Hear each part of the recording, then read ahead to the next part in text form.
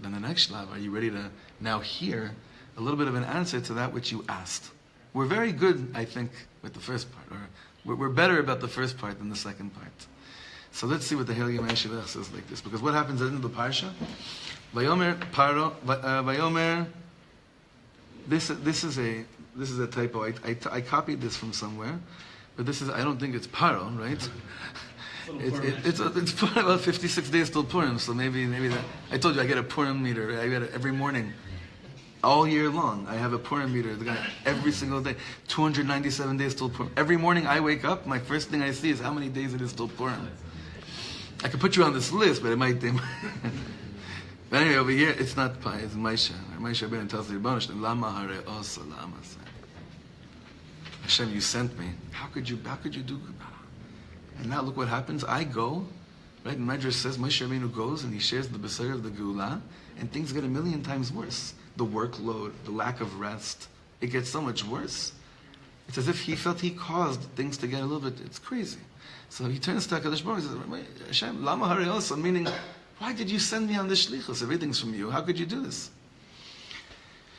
So that's how the parsha says. Actually, there's one more pasuk, the last pasuk. Atatire. Okay, now you're going to start to see. Okay, you're asking a good shayla, Moshe Rabbeinu. Why am I making it so hard on Yidden? Now you're going to start to see. But we have to wait another to next week. Atzlacha Rabbah, Chevra. That doesn't happen in any when you're learning Torah. Atzlacha. That's not JFK. That's not JFK Air, man. Hashem should protect all of our chayalim HaKadoshim, the tzva, the Chel Avir. Hashem should protect them. And brachas on all their missions to Mekadesh Shem Shamayim.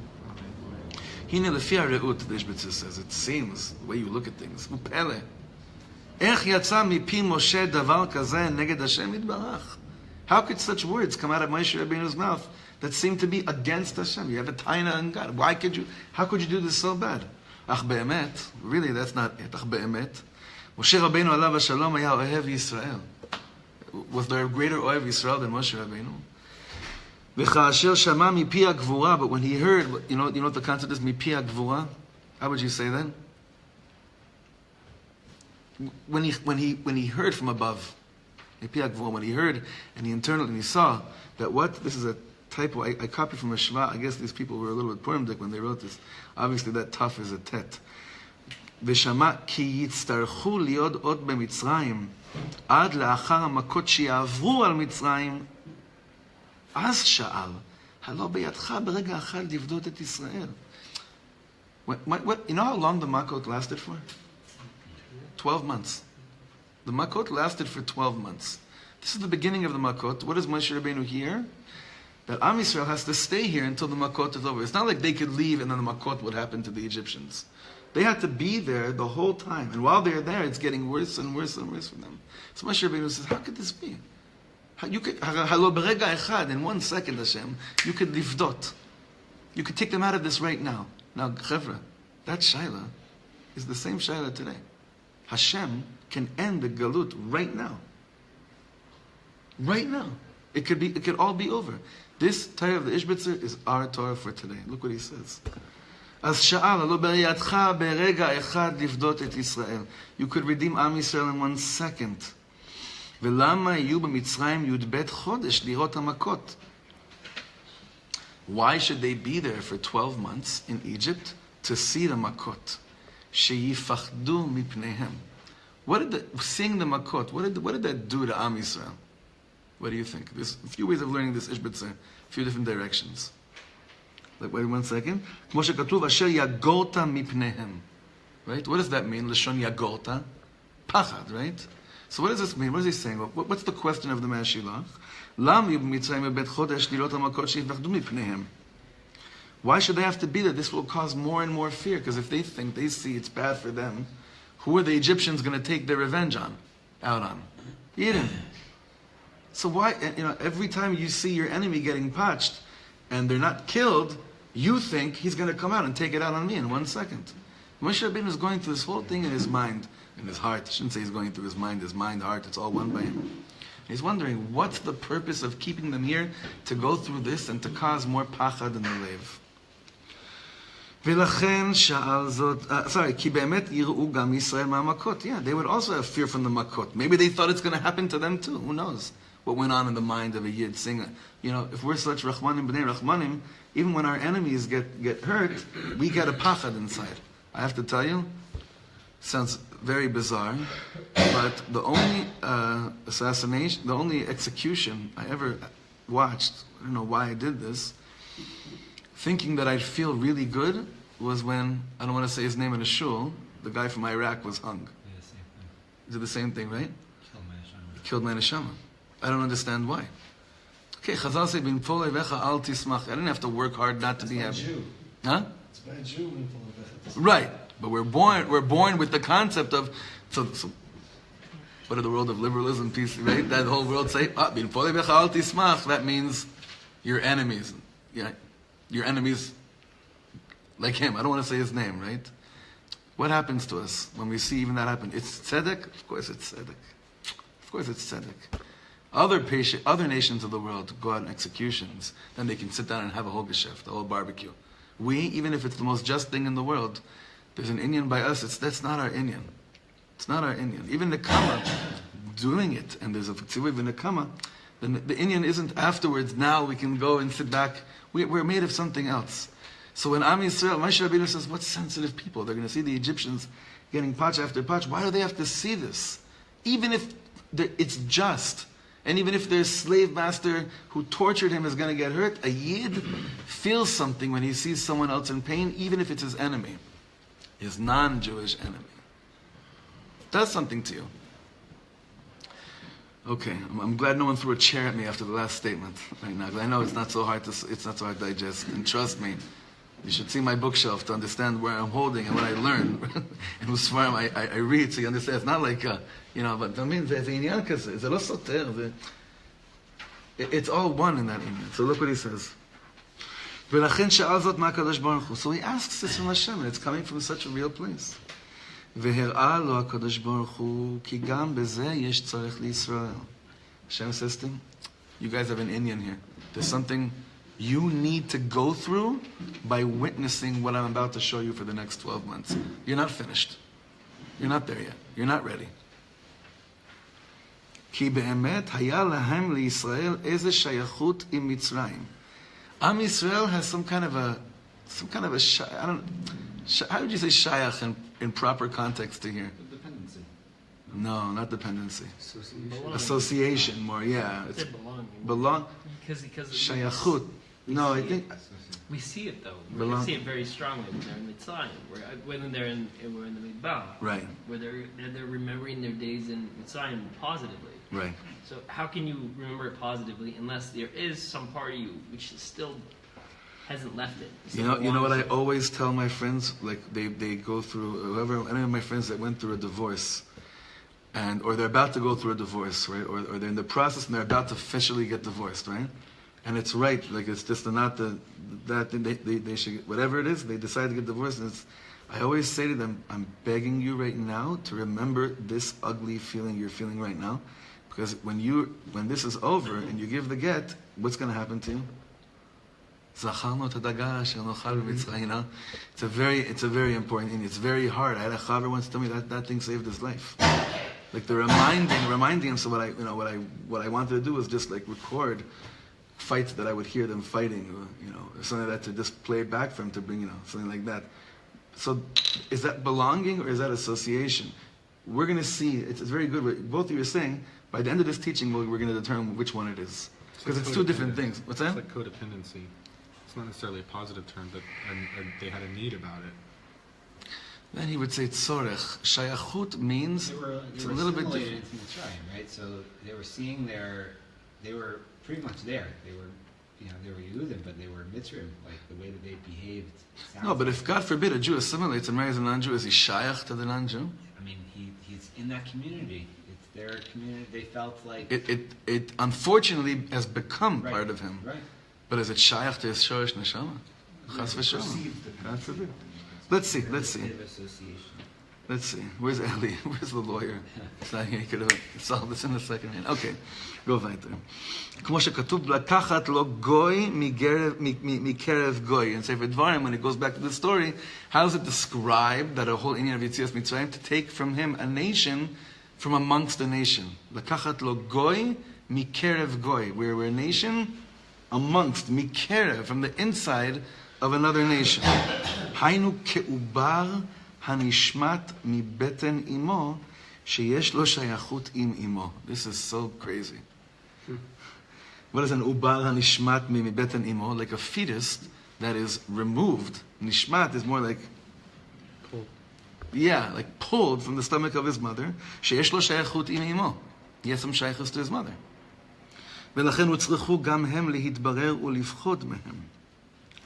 Therefore, the Ishbitzer says, whether we like it or not, from the makot.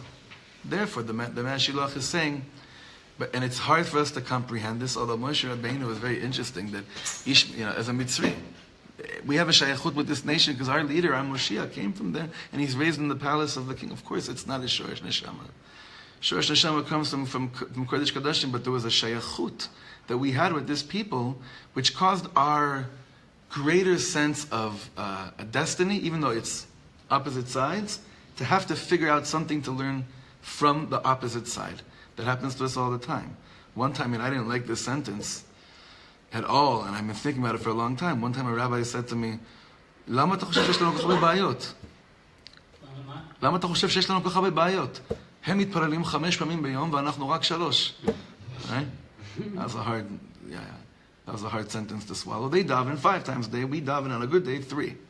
Right? That's our issues, right? But even here, it's the same thing. It's not that we have a shayachut with Mamash, with Ishmael over here. It's not shayachut. There's a learning going on that we have to see what's going on. There's something to draw out from the process of being amongst someone. But by Israel, by Am Yisrael and Mitzrayim, the Mashilach uses a very serious terminology. Ke'ubar hanishmat mibeten imo. That's powerful stuff. Who's the M? Who's the mother? The nation, the nation was born there. More or less. Like as a more nation. Or less. We came down as a family, but the ruler was, the viceroy was one of us. It's all wrapped in that society, very much so. Like America today. Was it? Like America today. What do you mean? The grandchildren are mamish Ah. We're talking in English. We're very mechubar to that talmud, to everything, and we're like mamash. We're very. Remind me your first name in English. Say it. What's your first name in English? You don't have an English name. Your real name in English. Your legal name. Daniel. In English, it's not Donald. Oh, they just call you. That's just you. I thought there's a real Indian here. Okay, but now the Ishbitzer says something very important, and this happens to us also. And it's underlined here. Okay. So what did the pachad do? This fear that they had.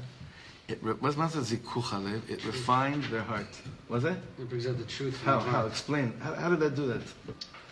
Well, the garbage, I think, there's a lot of distractions and stimulations that had to be cleared out of their hearts and minds, and maybe the pachad really clears it out. It's like a detox. Where have you been, Achi? Today you show up. The Gamre. Who else wants to say something about this Indian of what this kind of fear does? How does certain fear refine the heart? It's a very interesting choice of words. What's it? Focus. It's like an adrenaline shot. Yeah. You tune everything else out, and you're just focused on what's important here, what's really happening. And as slaves, can you do that easily? That's a very hard thing. For a slave mentality to be able to focus, it's almost impossible. you're numb to their senses. You're numb to everything, to every emotion. So that's when it's a chiddush here that this was happening. That their hearts. Sorry. I was to say, you mentioned we're learning a lot of things that are relating to each other. The piece from Rabbi Shlomo that you sent out maybe 2 days ago talks about two types of fear. There's fear that is like bad fear, and then there's a fear that's like good fear. A good fear. I fear that I haven't done enough yet in the world. Up until then, as Avadim, the only fear we had was who's going to kill us. Now there was a beginning of a fear of, oh my God, how is this affecting my neshama? This was not a fear that any Yid had those 210 years. Affecting the neshama? That was part of the mahalach. No one thought about that. Psychologically, as a slave, you become so dependent on your master that becomes the only person you can turn to for anything, good or bad. Good or bad. First of all, seeing the Mako come down just to the Mitzrayim, there's nobody to turn to except for Hashem. That's very deep what you're saying. It refocused, and I think it is dependency. Could be. Referring to a fetus being torn out of the mother's womb, the fetus can't exist outside the mother's womb. That definition is absolute dependency. It's maybe perceived dependency, and that's what they needed, that pachad, to show them you're not shy out to them at all. You're not dependent on them for anything. But why not happiness if that's the case? I'm just trying to, like, we're focusing on pachad here, right? Like, I would think that if my enemy, my slave master, has been treating me like this, and I see him getting it very hard, and then I would want to be happy, because then that would really show that I have no shaykhut with him. I'm capable of being happy while he's suffering, because I have nothing to do with him. Yet here, I'm afraid, which means that I have something to do with it. I have some shaykhut to it. So how is that a purifying thing? I would think the highest level of purity, I guess the post should be being happy while there's. We're also putting bread on our tables because of these slaves. That's what Dov was saying. That's what Dov was saying. If you look at the psychology of somebody who's been kidnapped and kept captive. The Stockholm's in the there. country itself, the physical, the Nile, the idea that there is a river that's going to always have water, and now we're walking into the desert. It can't make sense to even not just the people, they're all dead. But still, how can we leave that place?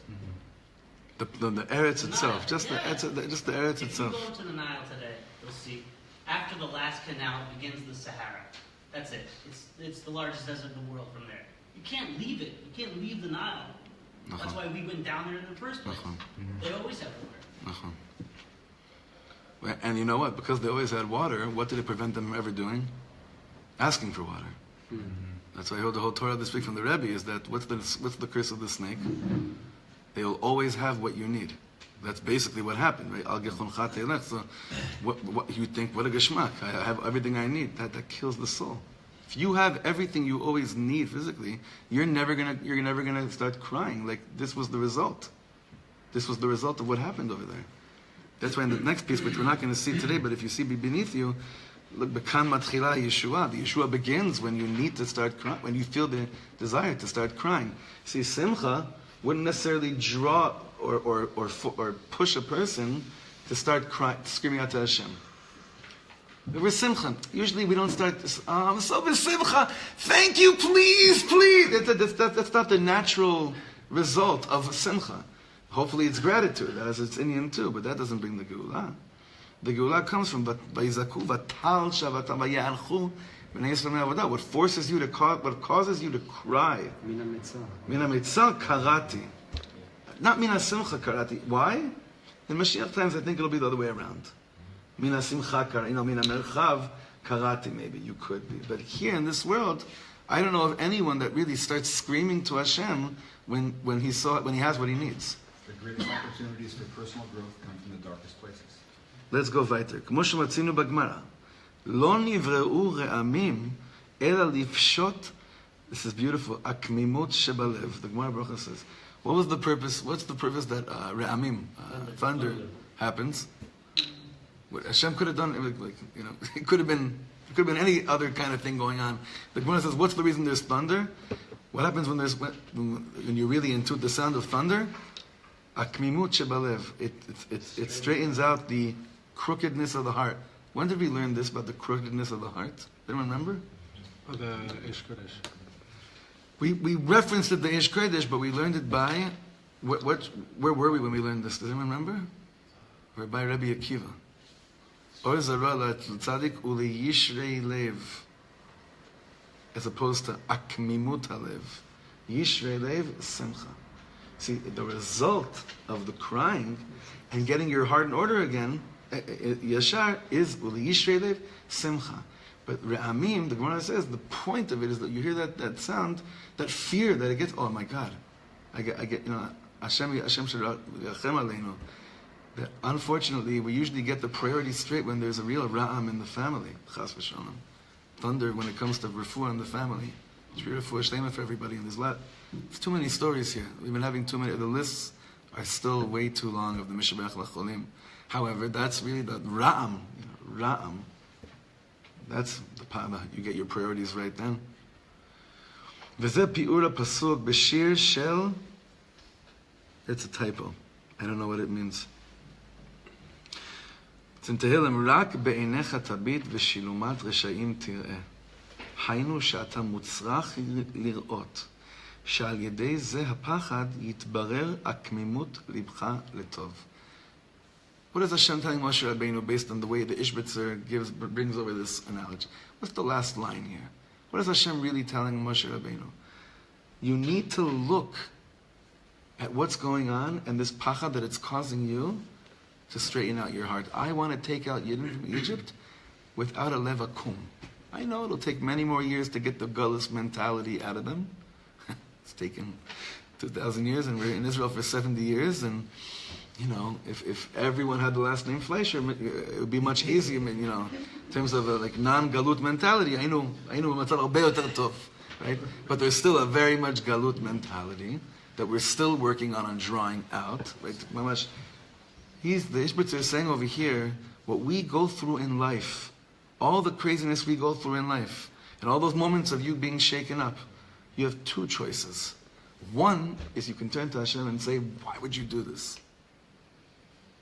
Or two, with emunah, you look straight at what it did, and you get your heart straight. You get your priorities straight. You can take that to every direction in your life. But this is really the bechira. This is man's bechira, when re'amim, when thunder is happening in their life. Now you have to ask the question though, Hashem, why are you doing this? Meaning, not how could you do this, but why are you doing this? Meaning, what is the avoda from this? How do I straighten my life out from this place? Not, unholy chutzpah is you call yourself a good God. That's unholy chutzpah. You call yourself Melech Rachaman, thinking that, I'm engaged in a very holy chutzpah. That's not holy chutzpah. That's chutzpah. A holy chutzpah is Ribono Shleilam. You need to show me what I'm supposed to be learning from this to straighten out my heart. That's how Moshe Rabbeinu asks over here. That's also how Moshe Rabbeinu turns to HaKadosh Baruch Hu after Chet HaEgel. And what does he say basically to Hashem over there too? What does he say? Har'eni nat kvodecha. You can learn pshat as saying, show me that you're still big in the world after what just happened. We had to kill 3,000 of my brothers after this sin. What happened over here? Or like the Slonimer explains, and we learned this last year and 3 years ago, I think. Ha'eni nat kvodecha means, I don't understand anything al pshat, but show me how your name becomes bigger from what just happened right now. See, if that's the level of the way we're asking, which is exactly how Moshe Rabbeinu was asking the question, Lama hare'ota? Then the answer is, Atatire. Oh, now you'll see how to straighten out your heart. And that's how the Ishbitzer shows us, is the beginning of our getting into the whole geschäft that's now going to last. Really, from now until the end of the Torah, the dance with Moshe Rabbeinu, this is how it really starts. And we should be privileged to really tune in to this inyan of holy chutzpah, because there is ram in our life. There's a lot of thunder, but remember what the Gemara says. The thunder is there is just to liyasher ta'akmimut shebalev. The thunder is there is just to get a crooked heart straightened. Shekach, everyone.